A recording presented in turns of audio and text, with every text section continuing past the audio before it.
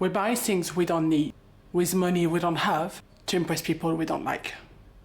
I was actually 8 years old when I realized this. It's crazy because it seems so young, but I remember it very specifically because I was in a shop and at the time, I don't know if that's your generation or not, but there was that game that was called The Sims. I had the second version of it. A lot of people were mentioning that there was a new version of it that was out. I remember going to the store when I realized that it was over like maybe 50 euros back then. That really felt like a big number to me as a child. At that age, I had decided already that I wanted to save every penny I'd be ever given, every time I'd have a birthday. I had already made that decision that I wanted to save that money for the things that were not necessary, but that I would want and that I didn't feel was justified asking my parents for. I had seen, obviously in my upbringing, my parents raised me doing everything that they could to give me things that I would want, but mostly everything I needed. So I was very conscious of what money was, what it could be used for elsewhere. When I realized that the one game that I had, I absolutely loved it. I was using it all the time. It was working perfectly. The only reason now I was thinking of switching it up was because everyone was mentioning it at school. But when I realized that I wanted to buy it with my own money and that I would have probably none left if I was to spend the money I had saved by that age, then I realized that no, I had something very good at home that I love and that it didn't matter if I was not the coolest because I didn't have the last one. I would say that's the first time I truly realized. Why do we do it? I feel like you cannot really answer that question unless you understand why you feel the need to impress people to begin with. Wanting to impress others, especially people that not always really matter to you or that you barely know, has to come from some sort of insecurity. It has to. And it's the same in bullying. Bullies are usually very insecure. You want to uplift people when you're secure within yourself. The one thing I think people need to work on is understanding how their uniqueness is so precious. Until people understand that what makes you so different to others is what others will love about you, I feel like people are just going to repeat that never-ending cycle. As much as growing up, I have had thousands of insecurities about so many things. One thing that somehow I never struggled with and never was insecure about was who I was. I knew quite early on my values, as much as my insecurities were very present in my mind on a daily basis and I was struggling, at least I was confident within myself. And I think today people have that misconception that being confident is being cocky, being full of yourself. But it's so essential that you know your value.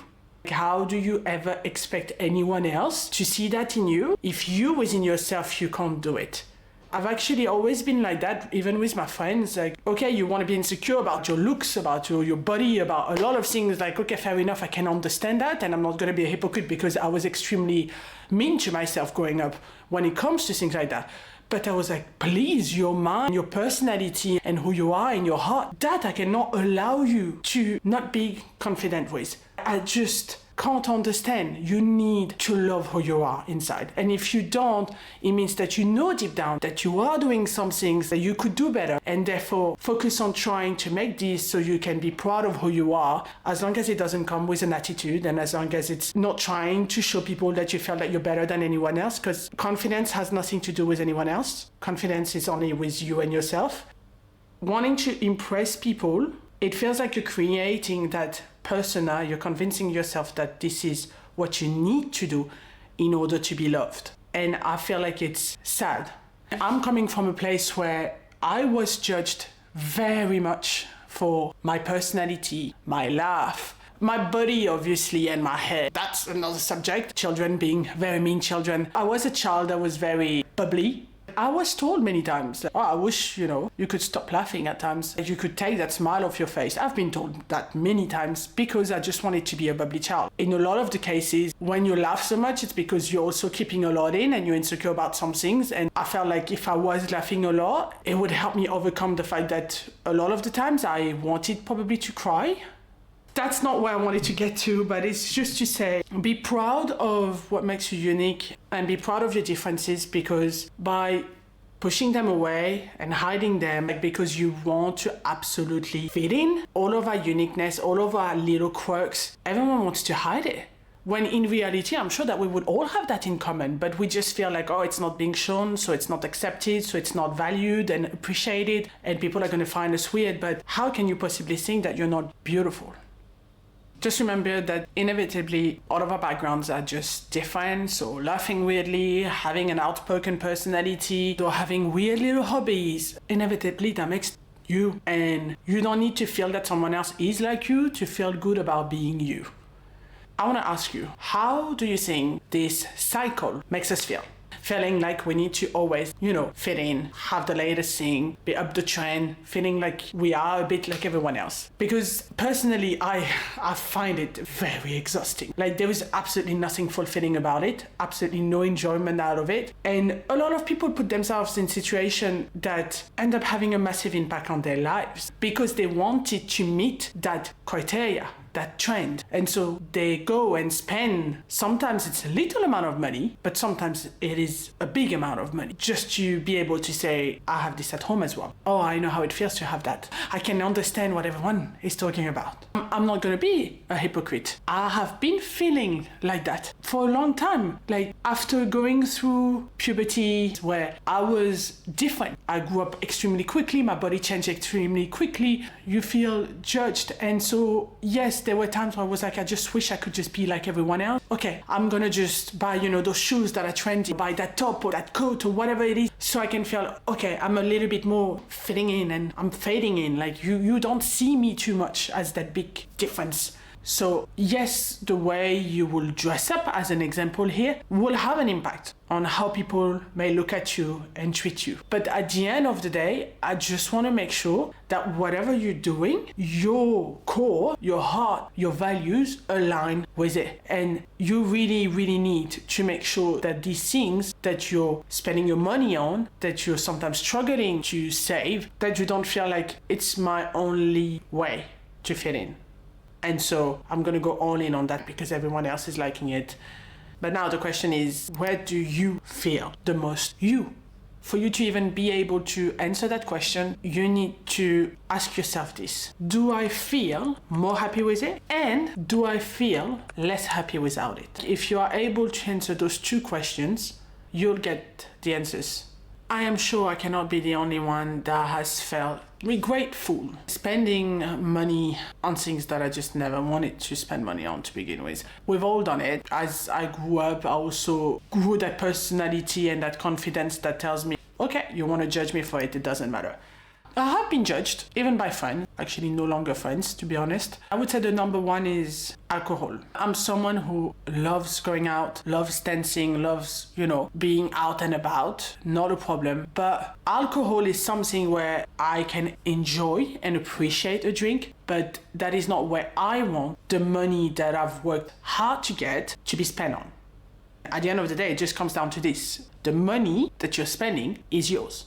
It's the one you have earned, so no one else can really make the decision for you. And trust me, I have been judged because I'm going out with friends and I don't want to buy a drink or I want to get the cheapest one. Yeah, I don't feel like buying a cocktail that's going to cost me $20 that I don't have. It depends where your priorities are. And I personally, today, I don't feel like I need alcohol to have fun and to be good company.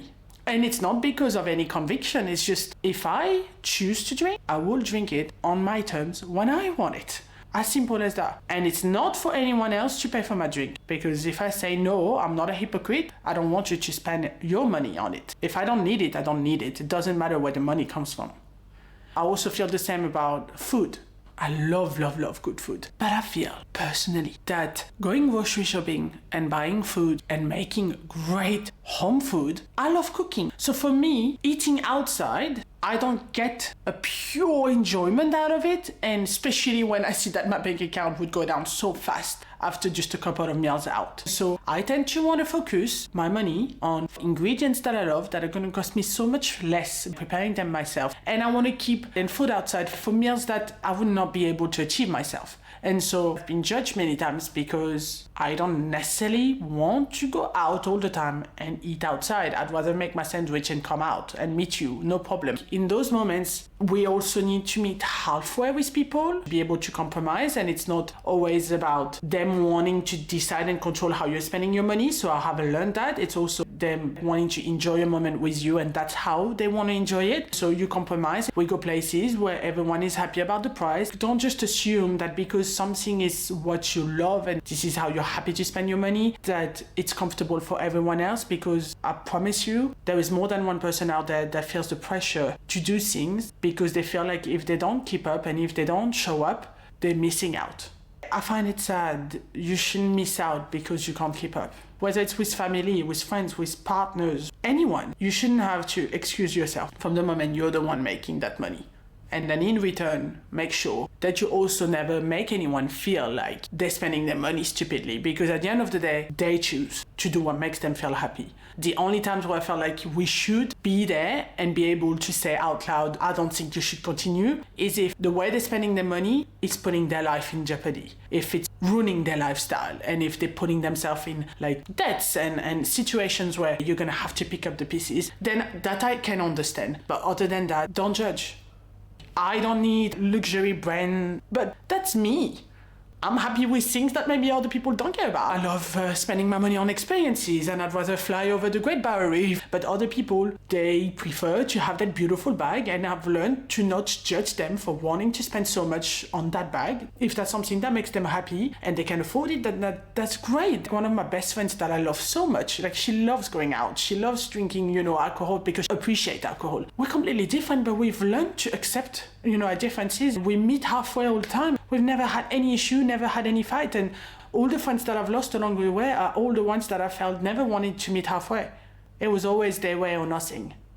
Now, there is a solution to break free from all of this. There are ways for you to start recognizing when we're buying things for the wrong reasons. So firstly, you're thrifting, for example. Love thrifting and finding good deals and stuff. The first thing I would do, you're seeing that beautiful jacket. Look at it. Ask yourself the simple word, why? What is the reason why you want to buy this right now? Is it because genuinely you look at it and you just feel more happy, and you know that by wearing it you're going to feel way more confident, and you know that you're going to make great outfits with it? Or is it because it's cheap and you're like, oh, that's such a good deal, so I can't possibly, not get it? Or is it because everyone else is buying, like I think I should have it? Just answer really that question, but be honest with yourself, because otherwise it won't have any meaning. Be honest with how you feel about an item. And it could be clothing, but it could be anything else, right? Same for alcohol, especially alcohol. Secondly, check if that aligns with your value. So whatever it is, does this item aligns with your priorities and your goals? At the end of the day, where do you want your money to go to? At the really end of the day, what is the destination here? Or are you someone that just wants to have a lot of little destinations on the way without really caring about how it's actually going to look at the end? Or are you someone who has that goal and that purpose? You know what you want to do with your money? Then in that case, you need to really ask yourself, spending here and there, is it aligning with the fact that I want that at the end? Because I can tell you that a lot of the times it doesn't.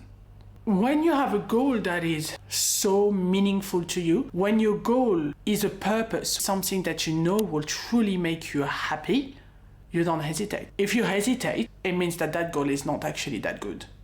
If it was the best, I can guarantee you that you wouldn't have to ask yourself twice if that jacket that was worth $100 that is now $50 and that everyone has, if you need it or not. You would ask yourself, does it align with what I'm planning to do next year? I had that big trip coming up. I really, really wanted to go travel to that country, go and meet my family on the other side of the world. Does it align? Because I hear a lot of people finding themselves in situations where they felt like they couldn't achieve what they wanted and they couldn't get there. Like, you don't understand, I don't earn enough and things like that. But technically, you chose to spend the little that you had in those areas. But again, your goal might be that technically it does make you happier to spend on those little things. And so therefore, you're in the right path. Avoiding social comparison is obviously extremely important as well. And there was that one question that I started asking myself that really, really helped me. And it was, would I buy this if no one else could see it? that one hit, because as soon as you put it into perspective and you're like, right, whoa, I don't know if I would. And then if you're like, ooh, okay, then you have answered your question and all of your problems, because you just answered the fact that you wanted it for someone else than yourself. If I love a piece of clothes or a car, we're talking about anything right now, would I really spend that money? Would I really do everything I can to get that if no one else could see it? I'm curious. For those who feel like these habits and changes are difficult to apply, there is that one little thing that is not so hard. It wouldn't work for thrifting in that case, but it is to give it time. Sometimes all you need is 24 hours, 48 hours to just sleep on it, think about it. Sometimes after 2 days, you don't even remember that you wanted that thing. Sometimes you're like, oh, I'm actually fine not having it. You have that one life. There's so many obstacles already that are going to come. We're going to have to face. And I just feel like make your life a little easier by making decisions that just at the end of the day make you really happy every day. And I know it's difficult and I know it's not going to be so obvious to some people, but the day you can put yourself first, wow, it's really the day you start living life. You're going to discover a life that's so incredible, because now all of a sudden you're going to, bump into people that you would have never crossed roads with, cross paths. And that's the beauty of it. Just be yourself, keep it genuine and real, and it will all work out. You will get what you want at the end. I can promise you that. Stop chasing approval. I stopped chasing approval long time ago. When I say I couldn't care less, I really couldn't care less. Like, if people want to think what they want to think about how I spend my money, at the end of the day I need my money to be there for the people that I love and to help myself, I'll be happy that I am there and that I have the money to be able to help the people that I love. Even if it meant that for an entire year I didn't go and eat out or I didn't buy anything new, it doesn't matter. Money will be well spent at the end. So it's fine by me. I think something that's also very great is to be able to stop chasing those FOMO purchases, that fear of missing out. Instead, create a slower, more intentional life focused on longevity and quality. So if I have one piece of advice that I can give you, I would say that it is to shift your focus from more to meaningful. So then you start prioritizing what you truly value in life. Secondly, to practice gratitude. Be so grateful of what you already have. Look around and enjoy, appreciate what you already have. So many people are in need out there because they don't even have that strict minimum. Appreciate what you have. If you have too much of anything, feel okay with just letting it go. It can help others have that minimum. I find it so important to practice gratitude. And of course, finally, just recognize that impressing others is just fleeting. And instead of doing that, impress yourself by aligning with your goals and your true values. Life is all about connection, purpose, and joy, not competition, even if the society wants to make you feel that it is. I want you to share with me something that you regret buying recently, that now that you really think you regret, and it's great to be able to admit it, it's already a great step. Or share instead a piece of advice or a habit that changed your way of perceiving things. Take care.